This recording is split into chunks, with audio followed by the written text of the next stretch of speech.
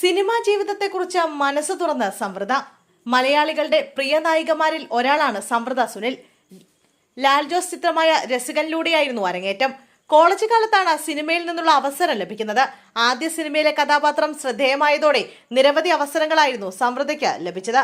Modern വേഷങ്ങളോ glamorous പ്രകടനങ്ങളോ ഇല്ലാതെയായിരുന്നു നടി മുന്നേറിയത്. ചുരുങ്ങിയ കാലം കൊണ്ട് തന്നെ മലയാളികളുടെ ഇഷ്ടനായികയായി മാറുകയായിരുന്നു സംവൃത. കൈനിറയെ സിനിമകളുമായി തിളങ്ങി നിൽക്കുന്ന സമയത്തായിരുന്നു വിവാഹം. എഞ്ചിനീയറായ അഖിലാണ് സംവൃതയെ വിവാഹം ചെയ്തത്. വിവാഹശേഷം യുഎസിലേക്ക് പോവുകയായിരുന്നു താരം. മക്കളായ രുദ്രയും അഗസ്തിയും യുഎസിലെ വിശേഷങ്ങളും എല്ലാം പങ്കുവച്ച് സോഷ്യൽ മീഡിയയിൽ സജീവമാണ് സംവൃത. വിദേശത്തേക്ക് പോയ സമയത്തും എന്നാണ് സിനിമയിലേക്ക് തിരികെ വരുന്നതെന്നായിരുന്നു ചോദ്യങ്ങൾ. അപ്പോഴും അവസരങ്ങൾ വരുന്നുണ്ടായിരുന്നു എന്ന് സംവൃത പറഞ്ഞിരുന്നു. ഇടയ്ക്കൊരു വെക്കേഷനായി നാട്ടിലെത്തിയപ്പോഴായിരുന്നു സത്യം പറഞ്ഞാൽ വിശ്വസിക്കുമോ എന്ന ചിത്രത്തിൽ സംവൃത അഭിനയിച്ചത്. ബിജു മേനോനായിരുന്നു ചിത്രത്തിലെ നായകൻ. മികച്ച പ്രതികരണമായിരുന്നു ചിത്രത്തിൽ ലഭിച്ചത്. ഇനിയും സിനിമകൾ ചെയ്യണമെന്നായിരുന്നു അന്ന് ആരാധകർ സംവൃതയോട് പറഞ്ഞത്. സിനിമ ഇപ്പോഴും മനസ്സിലുണ്ട്, എല്ലാം അനുയോജ്യമായി വന്നാൽ ഇനിയും സിനിമകൾ ചെയ്യും എന്ന് താരം വ്യക്തമാക്കിയിരുന്നു. സിനിമാ ജീവിതത്തെക്കുറിച്ച് പറഞ്ഞുള്ള സംവൃതയുടെ പഴയ അഭിമുഖം വീണ്ടും വൈറലായിക്കൊണ്ടിരിക്കുകയാണ് ഇപ്പോൾ.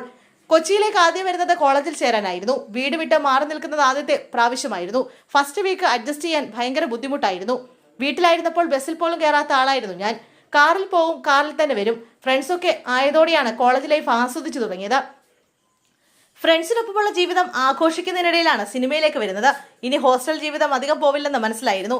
നേരത്തെ തന്നെ ഒരു ഫ്ലാറ്റ് വാങ്ങിയിരുന്നു ഞങ്ങൾ. അങ്ങനെയാണ് അവിടേക്ക് മാറിയത്. സമയം കിട്ടുമ്പോഴെല്ലാം കണ്ണൂരിലേക്ക് പോകാനാണ് ആഗ്രഹം. ഇതൊന്നും വേണ്ടായിരുന്നു, കണ്ണൂരിലെ പഴയ അമ്മുവായി തന്നെ നിന്നാൽ മതിയെന്ന് ചിലപ്പോഴൊക്കെ തോന്നിയിട്ടുണ്ട്. അങ്ങനെ ഒരു ഭാഗ്യം എല്ലാവർക്കും കിട്ടാത്തതാണെന്ന് ഞാൻ ചിന്തിക്കാറുണ്ട്. നല്ല സിനിമകൾ ചെയ്യാനും സിനിമയെ സീരിയസ് ആയി സമീപിക്കാനും പഠിച്ചു. വളരെ സ്ലോയാണ് എൻ്റെ കരിയർ ഗ്രാഫ് മുന്നോട്ട് പോകുന്നത്.